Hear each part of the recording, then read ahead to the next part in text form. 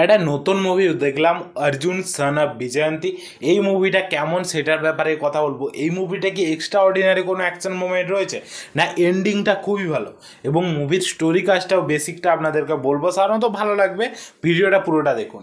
এই মুভিটা যেটা কি একটা ঠিকঠাক মুভি আমাকে লেগেছে, এক্সট্রা অর্ডিনারি নয়, কারণ এর যে স্টোরি কাজটা সেটা একটা বিলো অ্যাভারেজ স্টোরি কাজ, সাধারণত অ্যাভারেজই বলতে পারেন আপনারা। এন্ডিংটার জন্য মুভিটা একটু ভালো লেগে যায়, কারণ এন্ডিংয়ের অ্যাকশন মোমেন্ট বলুন, এখানে সোহেল খানকে প্রেজেন্টেশন বলুন, সাউথের মধ্যে কি লেভেলের প্রেজেন্টেশন করছে ভিলেনকে আপনারা দেখুন, সেইগুলো কিন্তু খুবই ভালো লেগে যায়।